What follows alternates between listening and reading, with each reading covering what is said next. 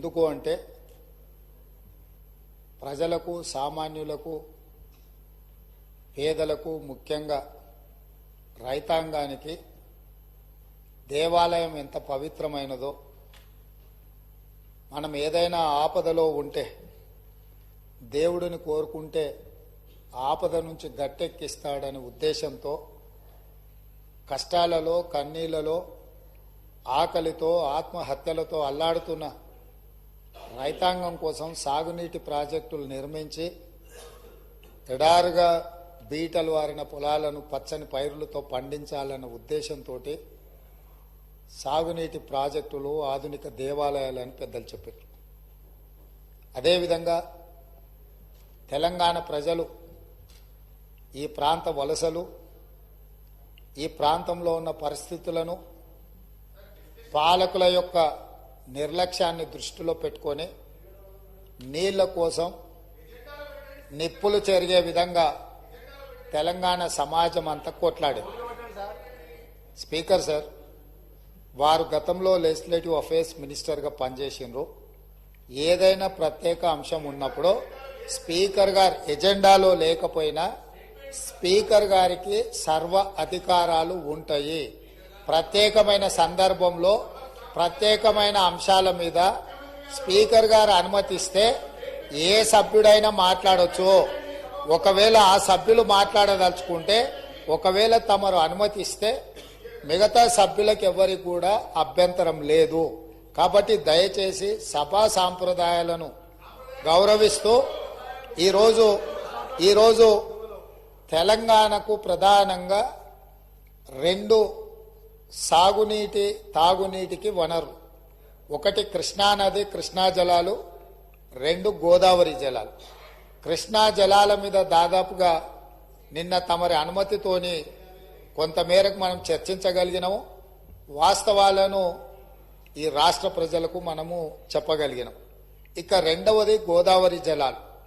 గోదావరి జలాల మీద మీకు తెలుసు, ఆనాడు తమరు మంత్రిగా ఉన్నప్పుడే డాక్టర్ వైఎస్ రాజశేఖర రెడ్డి గారు, ఆనాడు పెద్దలు దేవేందర్ గౌడ్ గారు ఆదిలాబాదు నుంచి చేవెళ్ల వరకు పాదయాత్ర చేసి తెలంగాణ ప్రాంతాన్ని సస్యశ్యామలం చెయ్యాలి అని అంటే ప్రాణహిత చేవెళ్ల నిర్మించాలి అని చెప్పి వారు పాదయాత్ర చేపట్టడం జరిగింది. ఆనాటి ప్రభుత్వం ఈ ప్రాంత ప్రజల యొక్క ఆలోచనను దృష్టిలో పెట్టుకొని ప్రాణహిత చేవెళ్ల ప్రాజెక్టును ఆ రోజు ప్రారంభించడం జరిగింది.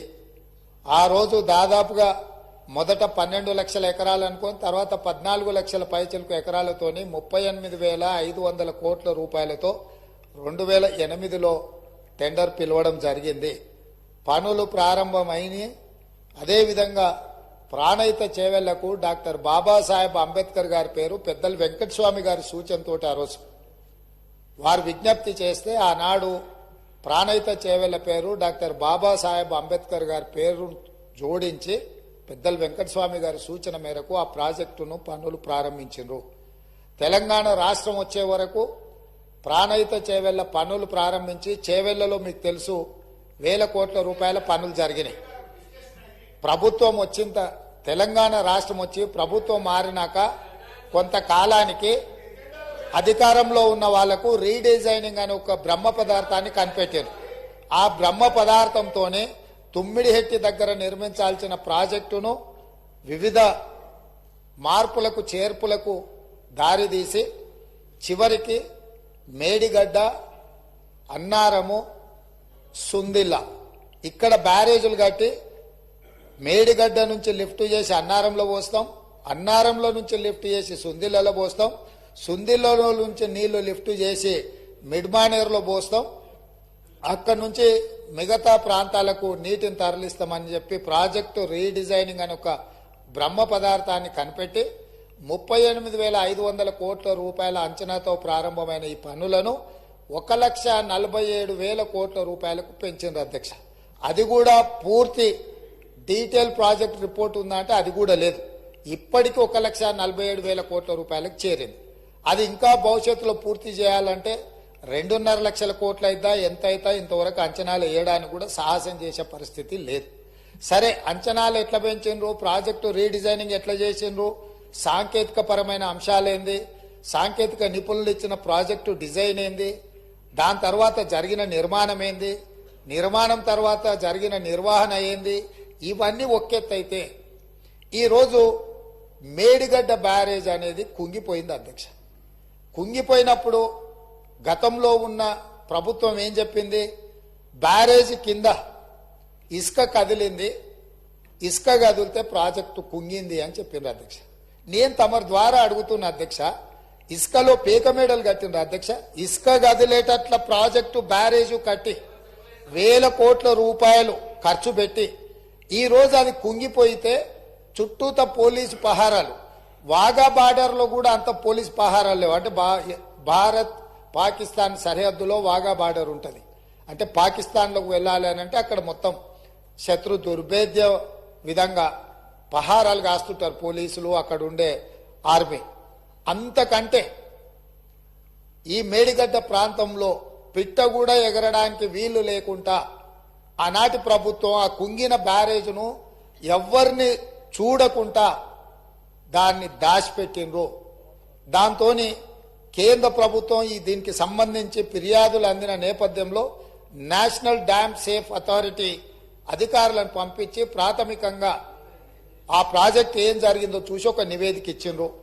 ఆ కేంద్ర ప్రభుత్వం నుంచి ఇచ్చిన సాంకేతిక నిపుణులు ఇచ్చిన నివేదికను కూడా గత ప్రభుత్వం తప్పుబట్టింది. ఆ తర్వాత కాంగ్రెస్ అధికారంలోకి వచ్చిన తర్వాత అక్కడ జరుగుతున్న పరిణామాల నేపథ్యంలో కొంతమంది అధికారులు ఆఫీసుల నుంచి ఫైల్స్ మాయం చేసిందని టీవీలలో పేపర్లలో పెద్ద ఎత్తున వచ్చింది.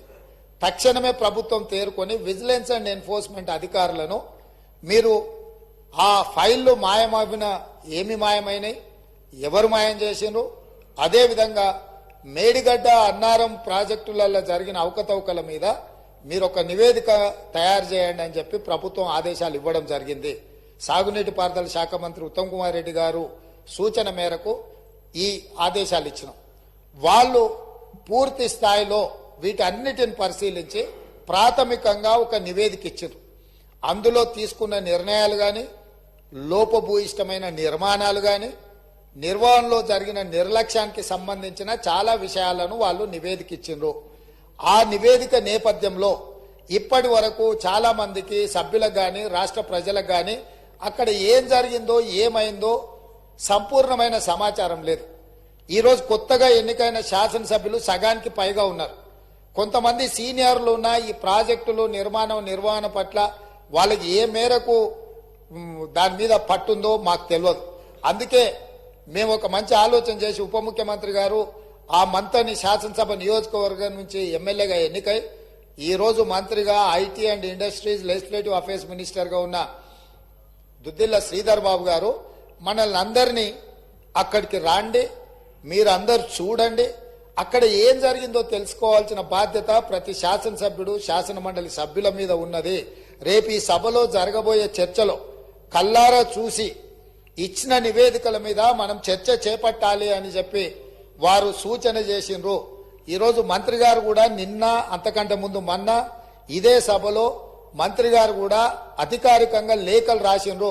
ఇంక్లూడింగ్ ప్రధాన ప్రతిపక్ష నాయకుడు కల్వకుంట్ల చంద్రశేఖరరావు గారికి, అదేవిధంగా భారతీయ జనతా పార్టీకి, ఎంఐఎంకు, సిపిఐ సభాపక్షాలకు అందరికీ కూడా ఉత్తమ్ కుమార్ రెడ్డి గారు లేఖ రాసి ఈ రోజు 10 గంటలకు సభా సమావేశాన్ని ఏర్పాటు చేసుకుని దీని మీద ఆహ్వానం పలికి ఆ తర్వాత మనము అక్కడికి బయలుదేరదామని చెప్పడం జరిగింది అధ్యక్ష. ఈ నేపథ్యంలో ఈరోజు మనమందరం మంతనికి వెళ్లి మేడిగడ్డ బ్యారేజీను చూసి వాటి వివరాలన్నిటినీ తెలుసుకొని కల్లారా చూసి విజిలెన్స్ ఇచ్చే నివేదికను అక్కడ వాళ్ళు శాసనసభ్యులకు శాసన మండలి సభ్యులకు వివరించిన తర్వాత మంత్రులతో సహా అది చూసి వచ్చి రేపో ఎల్లుండో తమరి అనుమతితో సాగునీటి పారుదల శాఖ మంత్రి గారు శ్వేతపత్రాన్ని సభలో పెట్టబోతున్నారు, చర్చకు తీసుకురాబోతున్నారు. ఆ రోజు వీళ్ళందరూ చర్చించడానికి సభ్యులందరూ కూడా ఈ వాస్తవాలను చూసి ఈ వాస్తవాల నేపథ్యంలో చర్చ జరగడానికి అవగాహనతో కూడుకున్న చర్చ తెలంగాణ సమాజానికి తెలంగాణ రైతాంగానికి మేలు జరగాలి, మేలు చెయ్యాలి అనే ఒక సదుద్దేశంతో ఈరోజు ఈ కార్యక్రమాన్ని తీసుకున్నాము. నేను ప్రధాన ప్రతిపక్ష పార్టీ అయిన బీఆర్ఎస్కు మాజీ ముఖ్యమంత్రి శ్రీ కల్వకుంట్ల చంద్రశేఖరరావు గారికి నా విజ్ఞప్తి, మీరు మీ శాసనసభ్యులు, ఎందుకంటే ఈ అద్భుతం, ఈ మ్యాన్ మేడ్ వండర్ ప్రపంచంలోనే అద్భుతమని ఇక్కడ కాదు, న్యూయార్క్ స్క్వేర్, న్యూయార్క్ టైమ్స్, న్యూయార్క్లో అక్కడ పెద్ద పెద్ద డిస్కవరీ ఛానల్స్ తో పాటు న్యూయార్క్లో కూడా అక్కడ ప్రపంచంలో అద్భుతాలను ప్రదర్శించే దగ్గర కూడా దీన్ని ప్రదర్శించారు. సంతోషం. తమరు ముఖ్యమంత్రిగా ఉన్నప్పుడు తమరి ఆలోచనతో, తమరి అనుభవంతో, తమ ఆదేశాలతో ఈ అద్భుతాన్ని ఆవిష్కరించారు కదా.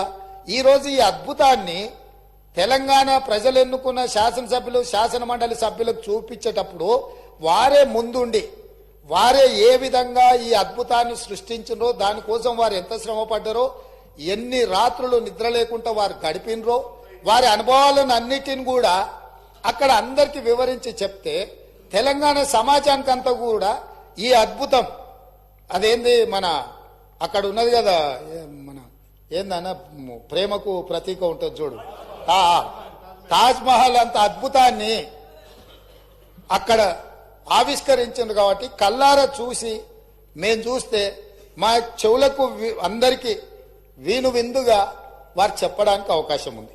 కాబట్టి ఈరోజు నేను తమరి ద్వారా మళ్ళొక్కసారి కల్వకుంట్ల చంద్రశేఖరరావు గారికి, గత సాగునీటి పారుదల శాఖ మంత్రి, తర్వాత ఆర్థిక శాఖ మంత్రి మిత్రుడు హరీష్ రావు గారికి, పెద్దలు కడియం శ్రీహరి గారు కూడా గతంలో సాగునీటి పారుదల శాఖ మంత్రిగా చేసిన అనుభవజ్ఞులు, తెలంగాణ సమాజంలో వారి పట్ల గౌరవం ఉన్నది. వారు నిష్పక్షపాతంగా అక్కడికి వచ్చి విశ్లేషించి తెలంగాణ సమాజానికి అక్కడ ఉన్న పరిస్థితులు, మేమేమంటున్నామంటే కాళేశ్వరం మీకు ఏటీఎంగా మారింది, మీ ఇంట్లో కనక వర్షం కురిసిందని మేము ఇక్కడ అనదలుచుకోలేదు. కాకపోతే అక్కడ ఏదైతే జరిగిందో, జరిగిన వాస్తవాలను తెలంగాణ ప్రజలకు తెలుసుకునే హక్కు, అధికారం లేదా అని నేను అడుగుతున్నా. ఈరోజు మన అందరము గత 4-5 రోజుల నుంచి చెప్తానే ఉన్నాం, అందరం కలిసి వెళ్దామయ్యా ఒక మంచి వాతావరణంలో కలిసి మన అందరం మెలిసి అక్కడికి వెళ్ళి చూసి తప్పు జరిగిందా జరగలేదా, తప్పు జరిగితే తప్పు జరిగిందని నిర్ధారిస్తే తప్పుకు కారణం ఎవరు, దాన్ని నిర్ధారిస్తే దానికి విధించాల్సిన శిక్ష ఏంది, ఈ సభలో చర్చించుకొని ఈ సభ ద్వారా ఒక మంచి సాంప్రదాయానికి తెరదీద్దామనేదే మా ఆలోచన. ఈరోజు మేము దానికోసమే ఆ ప్రాంత శాసనసభ్యుడు కాబట్టి గతంలో గవర్నర్ గారు ఉండే, వారి పేరు ఎందుకు కానీ వారు ఏమన్నారు, కాళేశ్వరరావు అని అన్నాడు హరీశ్వరరావు బదులు. కాళేశ్వరరావు గారిని కూడా ఈరోజు మేము అక్కడికి కాళేశ్వరం పోదామని అడుగుతున్నాము. మేము ఆహ్వానించడంలో ఉన్న తప్పేముంది అధ్యక్ష? ఇప్పుడు మేము ఒకవేళ బై రోడ్డు మేము బస్సులు పెట్టుకున్నాం, అందరం కలిసిపోయినట్టు ఉంటుందని. ఒకవేళ ఏదైనా మీకు బస్సులో ఇంత దూరం ప్రయాణం చేయడానికి ఏదైనా ఉంటే ప్రభుత్వానికి అధికారికంగా హెలికాప్టర్ ఉన్నది. పెద్దలు చంద్రశేఖరరావు గారి కోసం ప్రత్యేకంగా హెలికాప్టర్ను కూడా రాష్ట్ర ప్రభుత్వము సిద్ధంగా ఉంచింది బేగంపేట ఎయిర్పోర్టులో. కాబట్టి దయచేసి దీన్ని వివాదాలకు తావియ్యకుండా మనందరం ఒక్క మాట మీద ఉండి, కూలిపోయిన మేడిగడ్డ గురించి, పేలిపోయిన వాళ్ళు కూలిపోయింది సార్, వారు ప్రశాంత్ రెడ్డి గారు ఆర్ఎండ్బి మినిస్టరు, వారు ఇట్లా మాట్లాడుడేంది, వీళ్ళే బాంబులు పెట్టి పేల్చిందని పోలీస్ స్టేషన్లో కంప్లైంట్ పెట్టిండ్రు. బాంబులు పెట్టి పేలిస్తే సింపుల్ లాజిక్ అధ్యక్ష, ఏదైనా బాంబులు పెట్టి పేలిస్తే శకలాలు గాల్లోకి ఎగురుతాయి అధ్యక్ష, భూమిలోకి పోవు.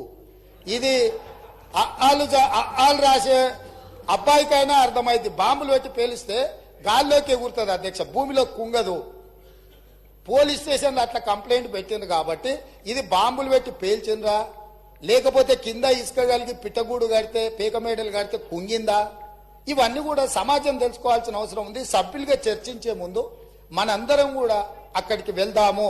కాబట్టి దయచేసి సభాపక్ష నాయకుడుగా ప్రధాన ప్రతిపక్ష నాయకుడు శ్రీ చంద్రశేఖరరావు గారిని, అదేవిధంగా మాజీ సాగునీటి పారుదల ఆర్థిక శాఖ, ఎందుకంటే అన్ని నిధులు విడుదల చేసింది వారే కాబట్టి హరీష్ రావు గారిని, మా పెద్దలు కడియం శ్రీహరి గారికి ఈ తెలంగాణ సమాజం పట్ల, ఈ సమస్యల పట్ల, సాగునీటి ప్రాజెక్టుల పట్ల వారికి ఒక అవగాహన ఉన్నది.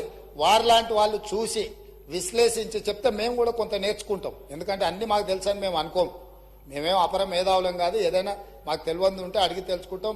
శ్రీహరి గారు లాంటి వాళ్ళు అనుభవజ్ఞులు, తుమ్మల నాగేశ్వరరావు గారు లాంటి అనుభవజ్ఞులు, గతంలో ఈ శాఖలలో మంత్రులుగా బాధ్యతలు నిర్వహించిన వాళ్ళు ఉన్నారు. కొత్త తరం నేర్చుకోవాల్సిన అవసరం ఉన్నది.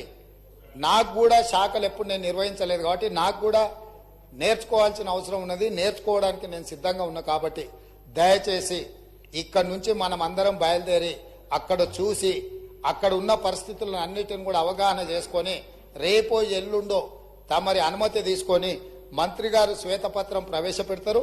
శ్వేతపత్రంలో తెలంగాణలో ఉన్న ప్రాజెక్టులు అన్నిటి మీద చర్చ చేద్దాం. అదేవిధంగా కాళేశ్వరము, కాళేశ్వరరావు గారి మీద వీటి మీద చర్చ చేద్దాం. ఇది ఎవరెవరికి ఏటీఎంగా మారింది, దీని సంగతి ఏంది, దీని కథ ఏంది, దీని కమామిస్ ఏంది, ఈ సభలో చర్చించుకుందామని తెలియజేస్తూ తమరు అవకాశం ఇచ్చినందుకు ధన్యవాదాలు తెలియజేస్తూ అందరినీ రావాల్సిందిగా, ప్రత్యేకంగా అందరినీ రావాల్సిందిగా, మళ్ళా మీరు రేపో ఎల్లుండి అనుమతి ఇచ్చినప్పుడు దీని మీద చర్చ చేయడానికి మీరు అవకాశం ఇవ్వాల్సిందిగా కోరుకుంటున్నాను అధ్యక్ష. The House is urgent to meet again at 10 a.m. tomorrow Wednesday, the 14th February 2024.